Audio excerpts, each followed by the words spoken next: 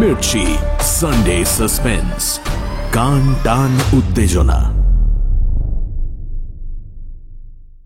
মদ্যপান, ধূমপান ও মাদক সেবন স্বাস্থ্যের পক্ষে ক্ষতিকর। সানডে সাসপেন্স ক্লাসিক্সে আজ শুনবেন সৈয়দ মুস্তাফা সিরাজের লেখা ছায়া সঙ্গিনী। এই গল্পটি সানডে সাসপেন্সে প্রথম প্রচারিত হয় 29 মে 2015 সালে। বাংলা সাহিত্যের রোমাঞ্চকর কিছু গল্প দিয়ে সাজানো আমাদের এই বিশেষ নিবেদন সানডে সাসপেন্স। সৈয়দ মুস্তাফা সিরাজ, জন্ম 14 অক্টোবর 1930। বাংলা সাহিত্যে, বিশেষ করে কিশোর সাহিত্যে গোয়েন্দা কাহিনীর লেখক হিসেবে ইনি জনপ্রিয়। কর্নেল রহস্য কাহিনী লিখতে শুরু করেন বড়দের জন্য। তারপর আনন্দমেলার সম্পাদক কবি নীরেন্দ্রনাথ চক্রবর্তীর অনুরোধে লেখেন কিশোরদের জন্য কর্নেল কাহিনী। এছাড়া শুকতারা, আনন্দমেলা, পক্ষীরাজ, সন্দেশ ইত্যাদি পত্রপত্রিকায় লিখেছেন অনেক ছোটদের গল্প। বহুদিন আনন্দবাজার পত্রিকার সঙ্গে যুক্ত ছিলেন। বেতারের জন্য অনেক নাটক লিখেছেন একসময়। 4 সেপ্টেম্বর 2012 সালে তার মৃত্যু হয়। সানডে সাসপেন্সে আজ সৈয়দ মুস্তাফা সিরাজের লেখা ছায়া সঙ্গিনী। এই গল্পটি আমরা নিয়েছি দেশ পাবলিশিং থেকে প্রকাশিত তারা অশরীরী এই বইটি থেকে। গল্পটি প্রাপ্তবয়স্কদের জন্য এবং এর মূল ভাষাটি অপরিবর্তিত রাখা হয়েছে। প্রধান চরিত্রে যোগব্রত রায়, হিড়ম্ব মৈত্র, মনোরঞ্জন, মনসুর সাহেব এবং সুমতি। শুরু হচ্ছে ছায়া সঙ্গিনী।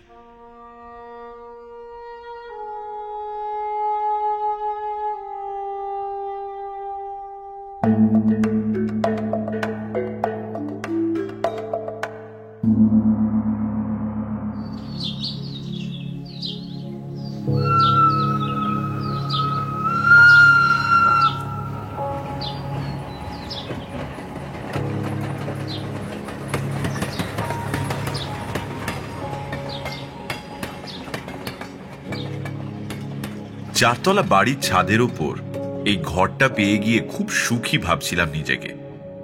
18 ফুট লম্বা, 12 ফুট চওড়া একটা ঘর মাত্র 100 টাকা ভাড়ায় পেয়ে যাওয়া সৌভাগ্যই বলতে হবে। ছাদটা অ্যাসবেস্টাসের, এই যা গরমে একটু কষ্ট হতে পারে, হোক না, রাত্রিরে বাইরে খোলামেলা ছাদে শুলেই হলো। ছাদটাও প্রকাণ্ড, রীতিমতো খেলাধুলো করা যায়। পূর্ব কলকাতার এই তল্লাটে এমন পুরনো বাড়ি খুব কমই আছে। রেল লাইন, গোরস্থান, কলকারখানা আর এখানে ওখানে প্রচুর গাছপালা। আশেপাশে নতুন কয়েকটা উঁচু বাড়িও রয়েছে, কিন্তু সব মিলিয়ে ফাঁকা ফাঁকা নিঝুম লাগে, বিশেষ করে রাত বিরেতে। বাড়ির মালিক এক অবাঙালি মুসলিম। চিতপুরে সুতোর বড় কারবার আছে। আমার বন্ধু প্রদ্যোৎ আয়করের বড় অফিসার। তার তদবিরেই 4 তলার ওপর এই ঘরটা পেয়ে গেছি। শুনেছি এ ঘরে পুরনো আসবাব থাকতো আগে। পরে মালিক ভদ্রলোক এটা ভেঙে আরো 1 তলা তুলতে চেষ্টা করেছিলেন। কর্পোরেশনের বিদ ঘুটে কি আইনের বাধা থাকায় নাকি সেটা করতে পারেননি। যাই হোক, নিরিবিলি লেখাপড়ার পক্ষে এমন ঘর পাওয়া সহজ নয়। থাকতাম মির্জাপুরে একটা মেসে। লেখকদের পক্ষে বাঞ্ছনীয় ব্যবস্থা থাকার কথা না। প্রদ্যোৎ যেচে এই সুখের ঘর জুটিয়ে দিয়েছে। বলেছে, এবার বিশ্ব সাহিত্যের হাটে হাঁড়ি ভাঙার মতো কিছু লিখবি যোগো, নইলে কেলেঙ্কারি করে ছাড়ব। প্রদ্যোৎ বরাবর আমার শুভানুধ্যায়ী ও সমঝদার বন্ধু। লিখে টিকে আমি যে একদিন অন্তত জ্ঞানপীঠটা পাবই, এতে ওর দৃঢ় বিশ্বাস। ঘরের রং ফেরাতে এবং আসবাব সাজাতে যত টাকা খরচ করলাম, সামনে পুজো সংখ্যা কাগজগুলো থেকে তা উসুলের মতলব নিয়ে টেবিলে বসেছিলাম। কিন্তু ও হরি, মাথায় যে কিচ্ছু নেই, একেবারে ভোঁ ভোঁ অবস্থা। ভাবছিলাম নতুন জায়গায় গিয়ে যেমন ঘুম হয় না, তেমনি লেখাও আসে না। কিছুদিন পরে এই শূন্যতা কাটিয়ে ওঠা যাবে।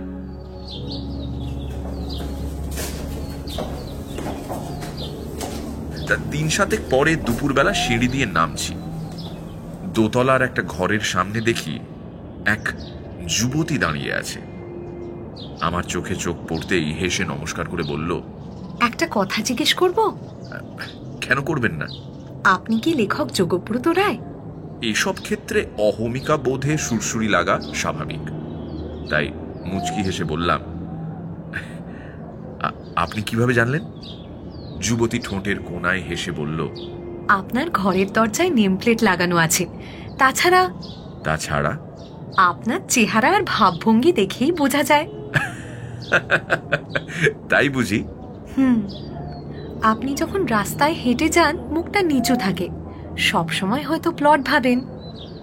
ভালো করে তাকিয়ে দেখলাম যুবতীটি বিবাহিতা, বয়স 22-24-এর বেশি হতেই পারে না। কেমন একটা কচি খুকি খুকি ভাবভঙ্গিও আছে মুখে। আমাকেও লক্ষ্য করে, এতে স্বভাবত আমার অবাক লাগার কথা। বললাম, আপনি কি এই ফ্ল্যাটেই থাকেন? সে হঠাৎ কেমন আনমনা হয়ে বলল, থাকতাম, এখন মাঝে মাঝে আসি। জানেন, এই ফ্ল্যাটটার উপর কেমন একটা মায়া জন্মে গেছে। বলেই দ্রুত প্রসঙ্গ পরিবর্তন করলো। আচ্ছা, একটা অনুরোধ করব? নিশ্চয়ই করবেন। আমি যদি আমার লাইফ হিস্ট্রি বলি, আপনি তা নিয়ে একটা উপন্যাস লিখবেন, খুব রোমাঞ্চকর। মাথায় ছিট আছে নাকি রে বাবা? কথাবার্তা কেমন গোলমেলে ঠেকছে যে।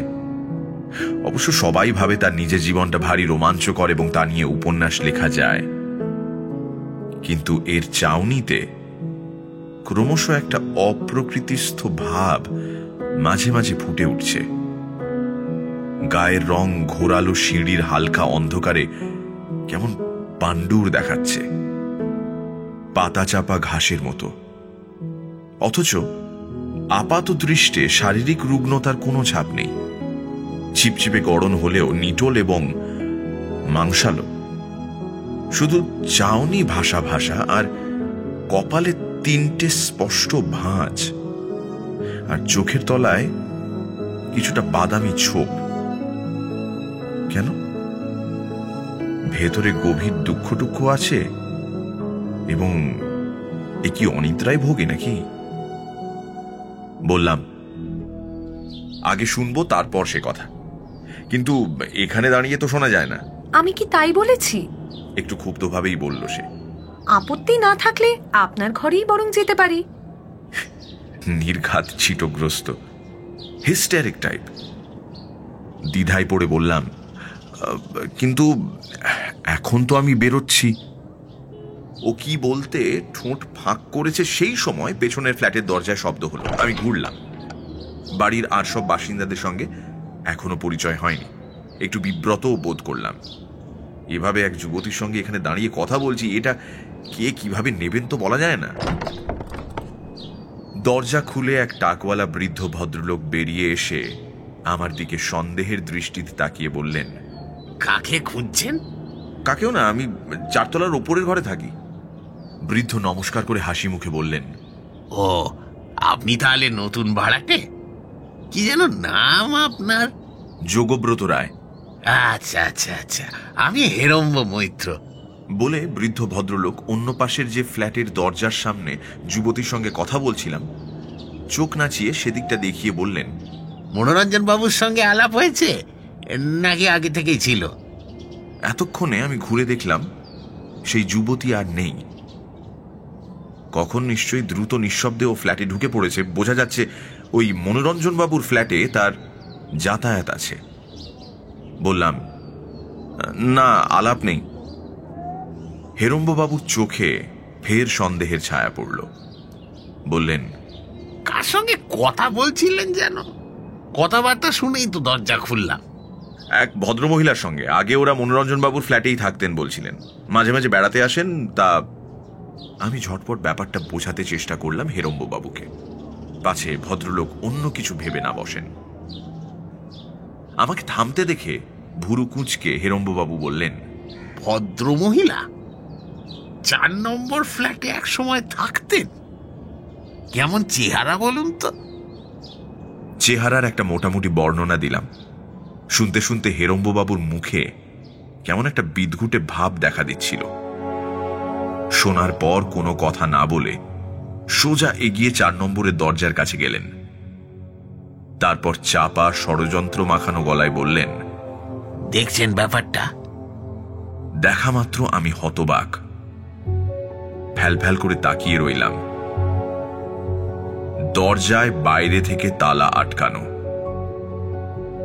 পাশাপাশি দুটো মাত্র ফ্ল্যাট এই সিঁড়ির মুখে দোতলায়। তাহলে গেল কোথায় সে? নিচে নেমে গেছে নিঃশব্দে? তাও হতে পারে। হেরম্ববাবু হঠাৎ খপ করে আমার একটা হাত ধরে ফিসফিস করে বললেন, আপনি নতুন এসেছেন মশাই, একটা কথা বলি শুনুন। এই বাড়িটা ভালো না, আমরা উঠে যাওয়ার তালে আছি। পারলে আপনিও চেষ্টা করুন। সবাই সেই চেষ্টাই করছে। জানেন, এ বাড়িতে কেউ 2-3 মাসের বেশি থাকে না। 4 তলার 8টা ফ্ল্যাটে যাদের দেখবেন, সবাই কম বেশি 2 থেকে 3 মাসের বেশি আসেনি, এসেই পালাই পালাই করছে। হাত ছেড়ে দিয়ে বৃদ্ধ দ্রুত নিজের 3 নম্বর ফ্ল্যাটে ঢুকে দড়াম করে দরজা বন্ধ করে দিলেন। আমি কয়েক মিনিট চুপচাপ দাঁড়িয়ে থাকলাম। চাকরি বাকরি করি নে, দিনের অনেকটা সময় পত্রপত্রিকার অফিস আর প্রকাশকদের কাছে আড্ডা দিয়ে কাটাই। সন্ধে ফিরে লিখতে বসি। রাত 9টা নাগাদ বেরিয়ে খেয়ে আসি খানিকটা দূরের একটা হোটেলে। সেদিন ব্যাপারটা ভাবতে ভাবতে হন্যে হলাম। হেরম্ব মৈত্রের কথা কিছুতেই বিশ্বাস করতে পারছিলাম না। একটা আস্ত জলজ্যান্ত স্ত্রীলোক আমার সঙ্গে এতক্ষণ কথা হলো, তার সে কিনা ভূত। তাহলে মেয়েটি কোনো কারণে হেরম্ববাবুর চোখ এড়িয়ে আমার অজান্তে নিচে নেমে গেছে। তবু কৌতূহল জেগেছিল তার সম্পর্কে। তাই সন্ধে 7টায় ফিরে দোতলায় 4 নম্বর ফ্ল্যাটের দরজায় বোতাম টিপলাম। একটু পরে দরজা ফাঁক হলো। ভারী গলায় আওয়াজ এলো, কাকে চাই? মনোরঞ্জন বাবু আছেন কি? দরজা পুরো খুলে খালি গায়ে লুঙ্গি পরা আমার বয়সী এক স্বাস্থ্যবান পেটাই গড়নের ভদ্রলোক বললেন, আপনি তো ছাদের ঘরে এসেছেন। হ্যাঁ, আমার নাম যোগব্রত রায়। পরস্পর নমস্কার বিনিময় হলো। তারপর মনোরঞ্জন বাবু বললেন, আলাপ করে খুশি হলাম। তা বিশেষ কোনো প্রয়োজন আছে কি যোগব্রত বাবু? মানে কিছু মনে করবেন না, আমার একটু এক্সারসাইজ করার অভ্যেস আছে সকাল সন্ধে, তাই। এতক্ষণে দেখলাম ভদ্রলোকের শরীর ঘেমে সপসপ করছে। লুঙ্গিটা জড়িয়ে রেখেছেন কোনো মতে। বললাম, না না, এখন তাহলে আপনাকে ডিস্টার্ব করবো না, পরে এক সময় এসে বলবো ক্ষণ। মনোরঞ্জন বাবু ভুরু কুঁচকে বললেন, একটু আভাস দিতেও পারেন। না না, আপনি ব্যায়াম সেরে নিন। বলে আমি হনহন করে ওপরে চলে গেলাম। খোলা ছাদে দাঁড়িয়ে আমার ঘরটার দিকে তাকালাম। অন্ধকার ছাদে ঘরটা ভুতুড়ে দেখাচ্ছে। আজ গা ছমছম করছিল।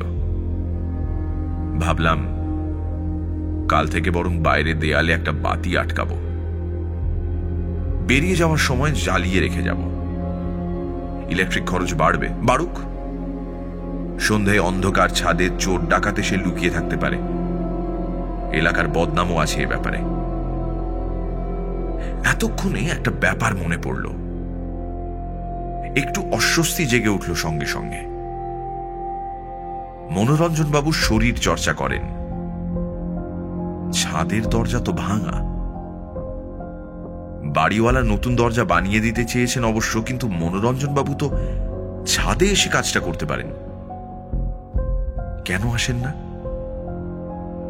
সচরাচর ব্যায়ামবিদরা তো তাই করে দেখেছি। 7 দিন হলো এসেছি, কিন্তু আজ পর্যন্ত বাড়ির লোকেদের কাউকেই ছাদে আসতে দেখিনি। কাপড় শুকোতে আসা উচিত অন্তত।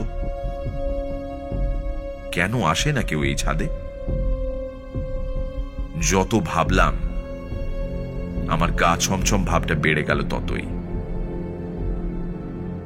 তখন অন্ধকার ছাদে ভয়ে ভয়ে তাকিয়ে ভূত খুঁজতে খুঁজতে ঝটপট দরজার তালা খুলে সুইচ টিপে আলো জ্বালিয়ে দিলাম। ভয়টা অনেকটা কেটে গেল। বিছানায় পা ঝুলিয়ে বসে দুপুরবেলায় দেখা যুবতীটির কথা খুঁটিয়ে খুঁটিয়ে ভাবতে লাগলাম। ওর মধ্যে ভৌতিক কোনো ভাবভঙ্গি দেখেছি বলে তো মনে পড়ল না। অবশ্য একটু পাগলাটে ভাব তো ছিলই। আরেকটা কথা, আমাকে রাস্তায় হেঁটে যেতেই বা কখন দেখলো?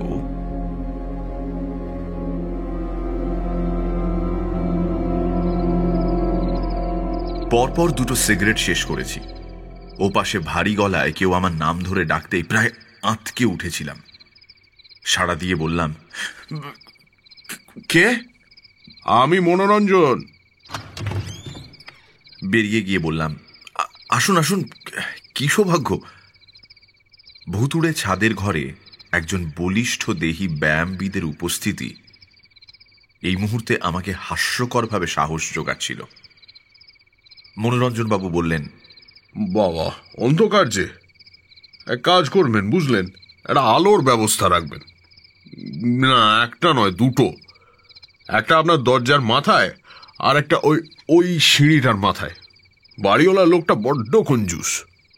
মনোরঞ্জন ঘরে ঢুকে প্রশংসার চোখে সব দেখে নিয়ে বললেন, বাহ, ভোল পাল্টে দিয়েছেন তো দেখছি। যাকে আপনার কথা জিজ্ঞেস করি, কি করেন? লোকটা কেমন যেন পুলিশ পুলিশ, একটু হামবড়াই ভাব আছে। বললাম, এমন কিছু করি না, একটু লিখি টিখি, মানে। অমনি কথা কেড়ে মনোরঞ্জন বলে উঠলেন, কি কাণ্ড! যোগব্রত রায় নামটা তাই কত চেনা চেনা মনে হচ্ছিল। আপনি তাহলে তিনি? ও মশাই, এই তো সেদিন রূপালী পত্রিকায় প্রেম প্রেম খেলা পড়ে চামড হয়ে গেলাম। কি সৌভাগ্য, কি সৌভাগ্য! চায়ের আয়োজন আছে।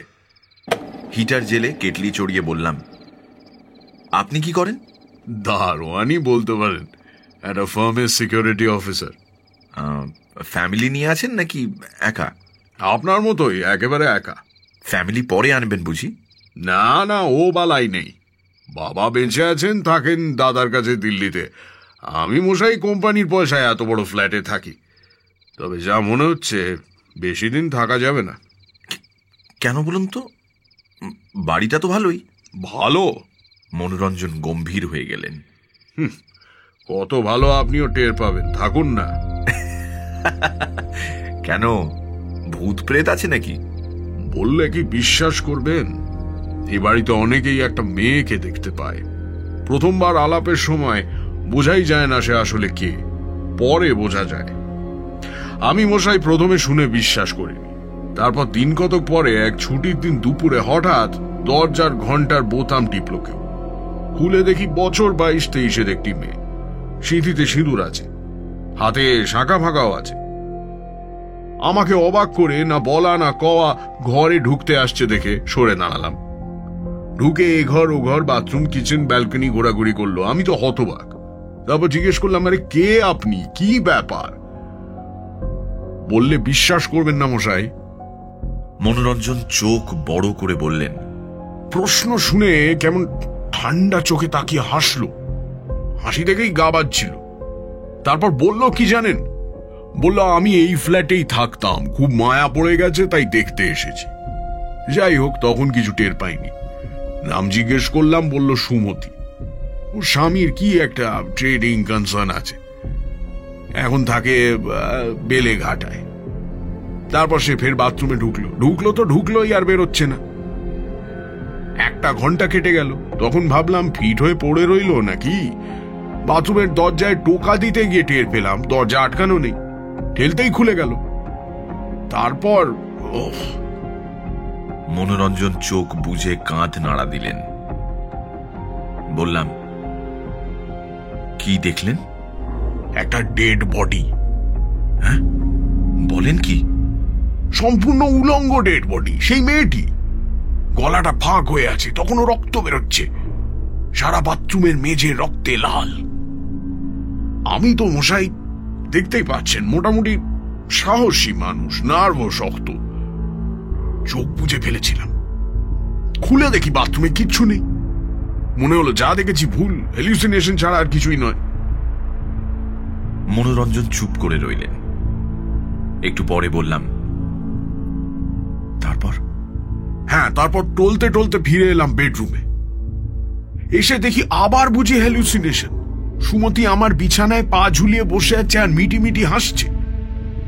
অমনি আমি খাপ্পা হয়ে চেঁচিয়ে উঠলাম, তবে রে হারামজাদি ভূতনিকা আঁকা। মনোরঞ্জন এবার হা হা করে বিকট হেসে উঠলেন। বললাম, তারপর আর কি, খুশি বাগিয়ে এগিয়ে যেতেই বিছানা থেকে উঠে ছিটকে সরে গেল। তারপর শুরু হলো আমার সঙ্গে চোর পুলিশ খেলা। কিছুতেই ধরতে পারি না। ভূতনি নিকুচি করেছে, এ ঘর ও ঘর করে শেষ অবধি মেয়েটা শুরুত করে দরজা খুলে বেরিয়ে গেল। সিঁড়িতে পায়ের শব্দ শোনা যাচ্ছিল, তখন দরজা আটকে দিলাম। মনোরঞ্জন চুপ করল। কেটলির জল শোঁ শোঁ করছিল। বাইরে হেমন্তের রাত একটু শীতল হয়ে উঠেছে। রেল লাইনে ইঞ্জিন তীব্র শীষ দিচ্ছিল। মনোরঞ্জনের কথা বিশ্বাসযোগ্য কিনা ভেবে পাচ্ছিলাম না। দুজনেই চুপ করে গেছি তো গেছি। কিছুক্ষণ পরে চা খেতে খেতে বললাম, আর কোনোদিন কিছু দেখেননি? মনোরঞ্জন চায়ের ঢোক গিলে মাথাটা দোলালেন। সেটা হ্যাঁ বা না কিছুই বুঝলাম না। সিগারেট দিয়ে এবং নিজেও ধরিয়ে বললাম, আপনার সাহস আছে মশাই, বাথরুমে ঢুকতে ভয় করে না? মনোরঞ্জন হাসলেন। একটা ব্যাপার কি জানেন, ভূত যদি অতটা স্পষ্ট হয়ে মানুষের গা ঘেঁষে আসে, কথাবার্তা বলে, তাহলে আর ভূতত্ব থাকে না। মানুষও তাকে আর অতটা ভয় পায় না, সয়ে যায়। আমারও তাই হয়েছে। বরং মাঝে মাঝে মনে হয় কেন সে এমন স্পষ্ট হয়ে আমায় দেখা দিচ্ছে না। তাহলে বাসা বদলানোর কথা ভাবছেন কেন? জানেন, রাত্রিটা বড্ড গন্ডগোলে ভুগি। যতবার ঘুম ভাঙে মনে হয় পাশে বউয়ের মতো কেউ শুয়ে আছে। বেশ টের পাচ্ছি, বুঝলেন। এমনকি সে আমার গা ঘেঁষে আসছে, কিন্তু সত্যি কেউ নেই। এক অদ্ভুত সমস্যা। আমি তো মশাই পুরুষ মানুষ, ব্যাচেলার। আমি ভীষণ উত্তেজিত হয়ে উঠি তখন। একটা মেয়ে দিব্যি পাশেই শুয়ে আছে, অথচ হ্যালুসিনেশন আর কি। আচ্ছা, এবার উঠবো। আপনি কি যেন বলবেন বলছিলেন? আর কিছু না, এই ব্যাপারটাই। কিভাবে জানলেন বলুন তো? হেরম্বদা কিছু বলেছে নাকি? না, সুমতির সঙ্গে আজ দুপুরে আপনার ঘরের দরজায়। বুঝেছি। তবে আমার ধারণা সুমতি আপনার কোনো ক্ষতি করবে না। মনের ভয়টা কাটিয়ে উঠতে পারলেই ও কোনো প্রবলেমই নয়। মনোরঞ্জন চলে গেলেন। এবার যেন নিজের সাহস প্রতিপন্ন করতেই গটগট করে হেঁটে ছাদ পেরোলেন।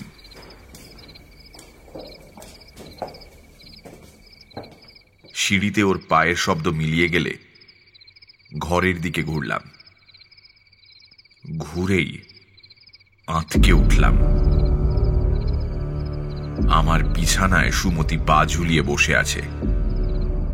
পরনে বেগুনি জমিনের ওপর সোনালি ফুলওয়ালা বেনারসি, গা ভরা গয়না, খোঁপায় ফুল জড়ানো, একেবারে নতুন বউ। আমি পাথর হয়ে দাঁড়িয়ে রইলাম। গলার স্বর ফুটল না। তারপর মাথাটা ঘুরে উঠল।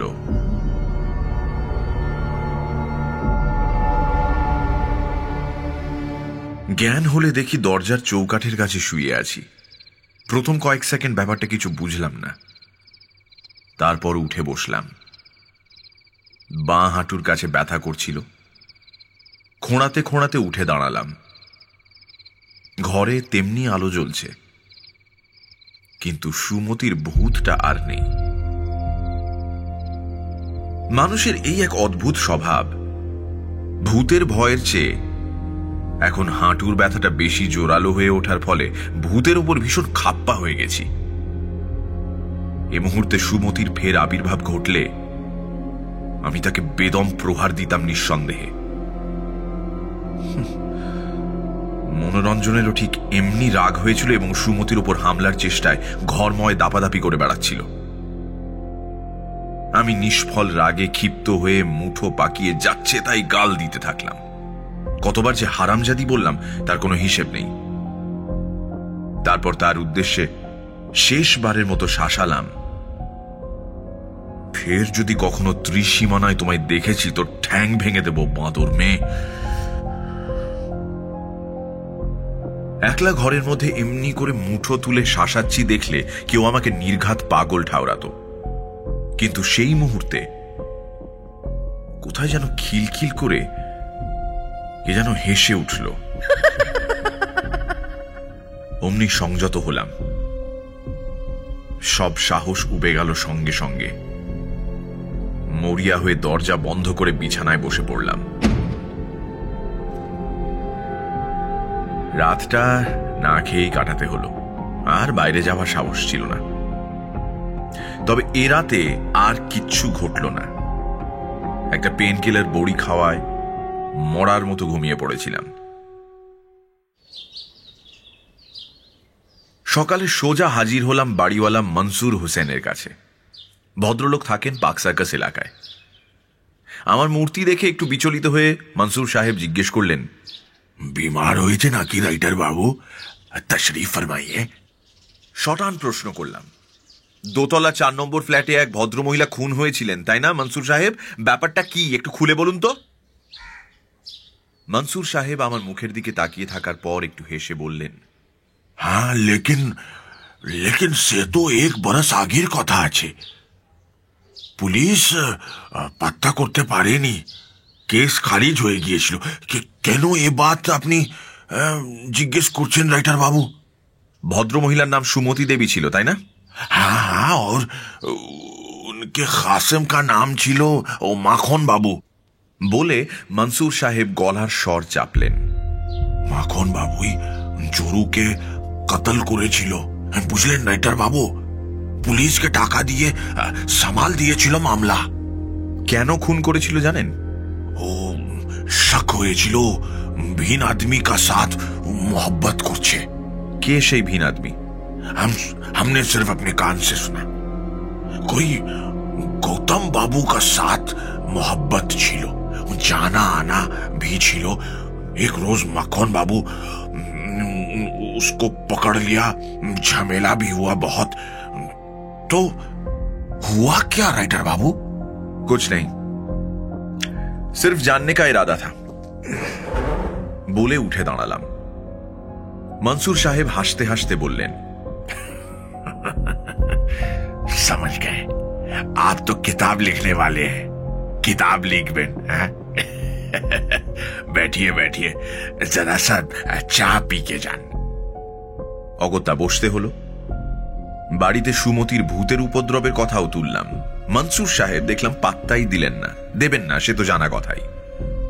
ওর বক্তব্য সারাক্ষণ রেলগাড়ি আর কলকারখানার ভোঁ ভোঁ ছক্কর মক্কর আওয়াজে অতিষ্ঠ হয়েই ভাড়াটেরা চলে যায়। তবে হ্যাঁ, ভূতের ভয়েও পালায়, ভূত থাক আর নাই থাক। পাশেই গোরস্থান কিনা, হরদম মুসলিমদের লাশ যাচ্ছে নিচের রাস্তায়। বাড়ি থেকে দেখা যায় সেই সব লাশ কবর দিচ্ছে। এই সব দৃশ্য দেখে ঘাবড়ে যায় ভাড়াটেরা। এক ফাঁকে মাখনবাবু কোথায় থাকেন জানতে চাইলাম। মনসুর সাহেব বললেন, শুনেছিলাম কাছাকাছি কোথাও যেন থাকেন। ও আমি সহি বলতে পারবো না, আপনি दरवान के एक बार पूछे लियन, वो जानते पारे। वजह यह है कि बाड़ी छोड़ने के बाद माखन बाबू नामे जो तो चिट्ठी उठी आस्तो, से ना कि माखन बाबू के पहुंचे दी आस्तो। দারওয়ানের কথা মতো খোঁজ খবর নিয়ে মাখন বাবুর পাত্তা পায়নি। সেখান থেকেও চলে গেছেন কোথাও। ভদ্রলোকের নাকি রপ্তানির কারবার আছে ডালহাউসি পাড়ায়, কিন্তু সে তো খড়ের গাদায় সূঁচ খোঁজার ব্যাপার, তাই হাল ছেড়ে দিলাম। পরের 2 দিন সুমতির উপদ্রব আর ঘটল না, অথচ আমি মনে মনে তার আবির্ভাব কামনা করছিলাম। তার হত্যাকাণ্ডের ঘটনাটা তার মুখেই শুনতে চাইতাম। তাহলে এই 2 দিনে মনোরঞ্জন আমার ঘরে এসে গল্প করেছেন, সুমতির প্রসঙ্গ উঠেছে, কিন্তু তিনি সুমতির স্বামী বা প্রণয়ী কাউকেও চেনেন না। কশ্চিন কালেও না। মনোরঞ্জনের বিছানায় সুমতির ভূতের শুয়ে থাকার ব্যাপারটাও উঠেছিল। হ্যাঁ, মনোরঞ্জন হাসতে হাসতে বলেছেন, না, সুমতির ভূতটা আমার পাশে রোজ রাতেই শুতে আসে।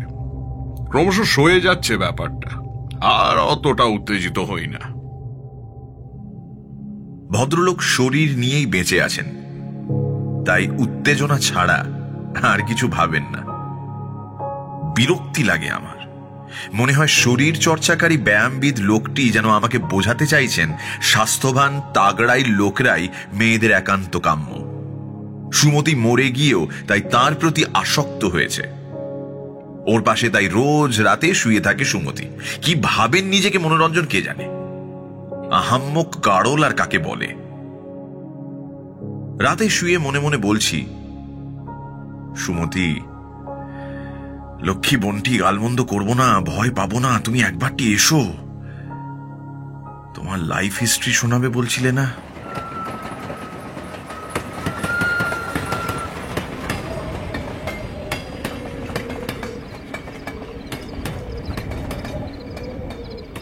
রেল ইয়ার্ডে শীষ দিয়ে চলে গেছে রাতের ট্রেন। কতক্ষণ তার শব্দ। তারপর হয়তো গোরস্থানের দিক থেকে একটা হাওয়া উঠেছে। হাওয়াটা এই বাড়ির উপর দিয়ে সনসন করে চলে গেছে দূরে। হেমন্ত রাতের নক্ষত্রপুঞ্জে কি এখন সুমতির আত্মা দীর্ঘ সূক্ষ্ম বর্ণময় রশ্মি রেখার মতো আনমনে ঘুরে বেড়াচ্ছে এক মহাকাশ থেকে আরেক মহাকাশে? সে কি আমার কাছে অপমানিতা হয়েই মানুষের প্রতি গভীর দুঃখ ও ঘৃণায় অমর্ত্যগামিনী হয়ে গেল? আর কি আসবে না পৃথিবীতে তার ফেলে যাওয়া 4 নম্বর ফ্ল্যাটের সংসার স্মৃতিতে ফিরে? নিজের প্রতি রাগে ক্ষোভে ছটফট করেছি দুটো রাত। সুমতি নতুন বউয়ের বেশে আমাকে তার জীবন কাহিনী শোনাতে এসেছিল। আমি মূর্খের মতো আচরণ করেছি।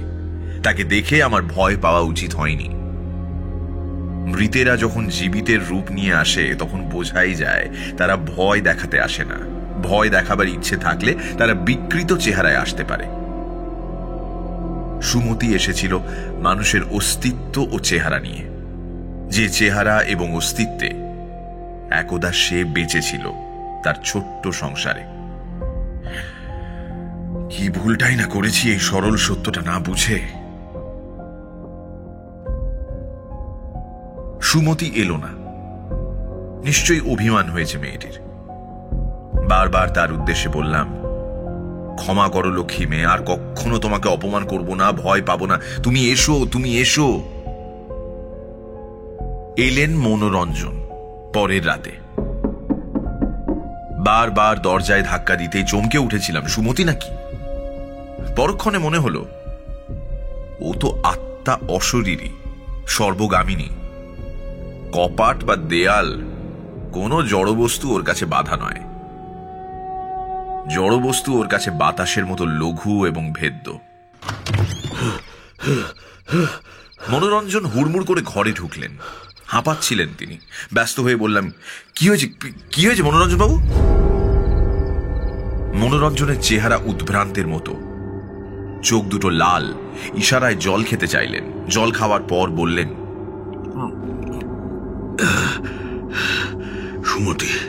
সুমতি আমাকে জড়িয়ে ধরেছিল। ঘুম ভেঙে টের পেলাম, জানেন, সে আমাকে প্রচন্ড জোরে জড়িয়ে ধরে আছে। তারপর বললাম, তারপর টের পেলাম শরীর অস্বাভাবিক ঠান্ডা। আমার অসহ্য লাগছিল। আজ এতটুকু উত্তেজনা জাগতে পারছিল না। তারপর মনে হলো ও আমার গলা টিপে ধরেছে। দম আটকে যাচ্ছিল। ধস্তাধস্তি করে ছাড়াতে চেষ্টা করলাম নিজেকে। তারপর হঠাৎ থেমে তিনি দরজার দিকে তাকিয়ে গর্জন করে উঠলেন জন্তুর মতো, তবে হারামজাদি, আজ তোর একদিন কি আমার একদিন। আমি কিচ্ছু দেখতে পেলাম না। কি ভেবেছিস নাকি? কি ভেবেছিস? তবে মনোরঞ্জন জন্তুর মতো গজরাতে গজরাতে এক লাফে দরজার কাছে চলে গেলেন। তারপর ছাদে ওর দাপাদাপি শুনলাম। তখন বেরিয়ে গিয়ে ডাকলাম, মনোরঞ্জন বাবু, মনোরঞ্জন বাবু, আরে কি করছেন? চলে আসুন। মনোরঞ্জন সিঁড়িতে নেমে গেছেন। জান্তব গর্জন শুনতে পাচ্ছিলাম ওর গলায়।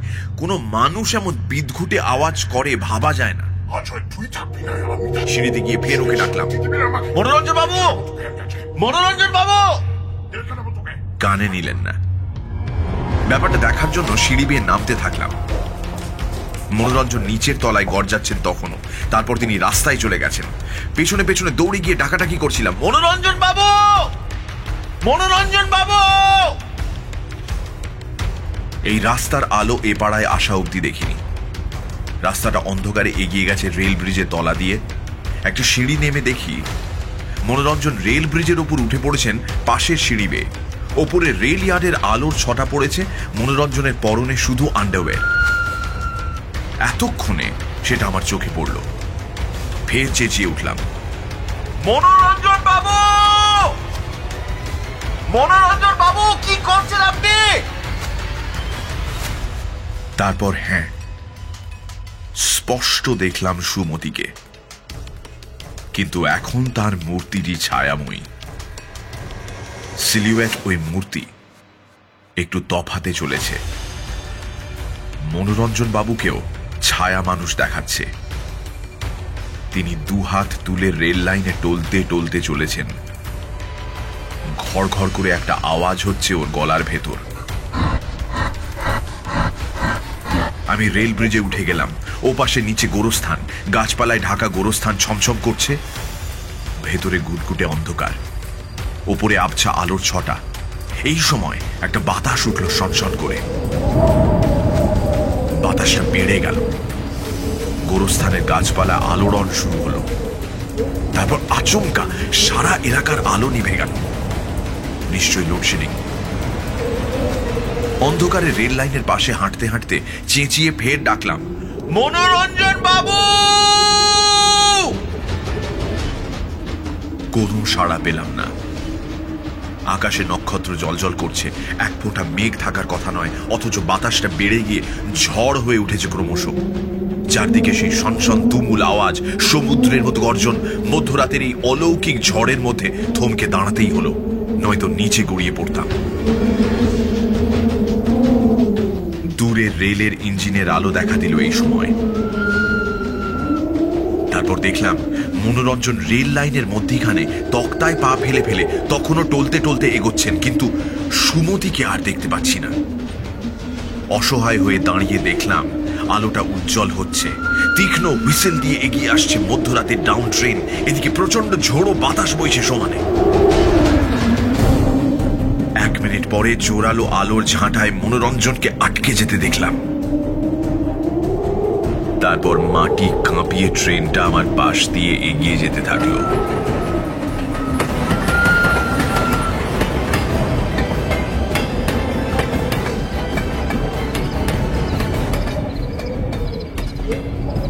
ট্রেন চলে গেলে আমি কাঁপতে কাঁপতে সেখানেই বসে পড়লাম। কেননা আমি জানি মনোরঞ্জনের কি ঘটেছে। কতক্ষণ আচ্ছন্ন অবস্থায় বসে থাকার পর একসময় মনে হলো ঝড়টা থেমেছে।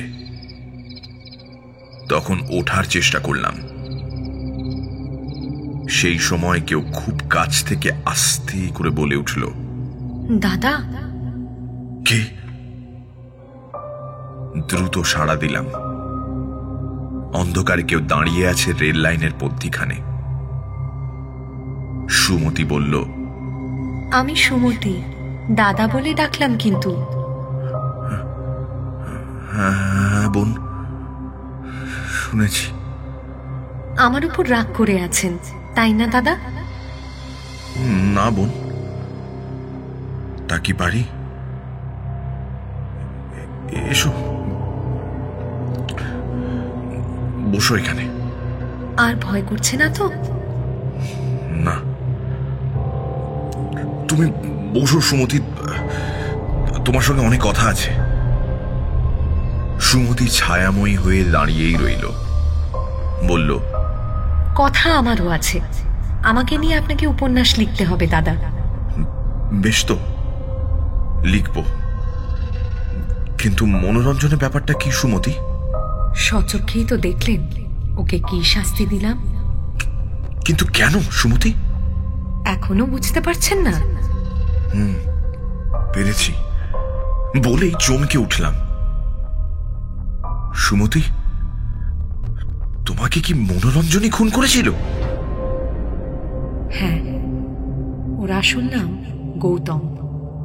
ও ছিল আমার স্বামীর বন্ধু। একদিন দুপুরেও এলো, ওকে দরজা খুলে দিলাম।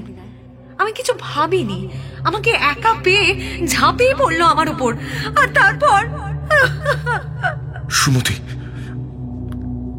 কাঁদে না, কাঁদে না সুমতি। বুঝতে পারছি কি ঘটেছিল। তোমার নারীত্বের অপমান করেও ক্ষান্ত হয়নি শয়তানটা। পাছে তুমি স্বামীর কাছে সব বলে দাও, তাই ও তোমাকে খুন করেছিল। তারপরও ও তোমাকে ভুলতে পারেনি। পরে সেই ফ্ল্যাট ভাড়া নিয়েছে, তোমাকে কামনা করবার হাত থেকে রেহাই পায়নি। রোজ রাতে হঠাৎ এক ঝলক টর্চের আলো পড়ল আমার উপর। কেউ চিৎকার করে বলল, হই হুকুমদার। বিদ্যুৎ স্পৃষ্টের মতো দুহাত তুলে চেঁচিয়ে বললাম, দোস্ত। রেল ইয়ার্ডে অন্ধকারে বসে আছি। মুহূর্তে এই চেতনা না জেগে উঠলে হতচ্ছাড়া রক্ষী বাহিনী আমাকে লক্ষ্য করে গুলি ছুঁড়ত। আর চোখে দেখলাম সুমতির ছায়ামূর্তি দূরে সরে যাচ্ছে। বন্দুকধারীরা এসে তামাশা করে বলল, प्यार करता था बाबू लोग, ये प्यार का जगह नहीं है जी। जाओ, चला जाओ, यहाँ से जाओ, जल्दी भाग जाओ, नहीं तो पकड़ा जाएगा। তারপর তারা আলো ফেলে সুমতিকে খুঁজতে থাকলো। না পেয়ে হতাশ ভঙ্গিতে একজন বলল, भाग गई शर्म से। তারপর হাসতে থাকলো। আমি আস্তে আস্তে চলে এলাম।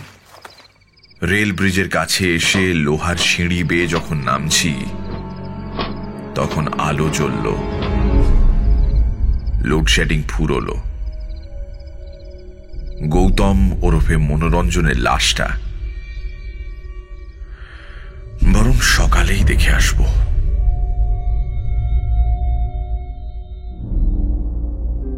সানডে সাসপেন্স ক্লাসিক্সে আজ শুনলেন সৈয়দ মুস্তফা সিরাজের লেখা ছায়া সঙ্গিনী। গল্প পাঠে মীর, দীপ, রিয়া এবং পুষ্পল। শব্দগ্রহণ রিচার্ড। ধ্বনি পরিকল্পনা ও আবহ সঙ্গীত দীপক রায়। প্রচার অলঙ্করণ জয়েন দ্য ডটস। সহযোগী পরিচালক অনির্বাণ ও অভিষেক। সমগ্র পরিকল্পনা ও পরিচালনায় আমি ইন্দ্রাণী।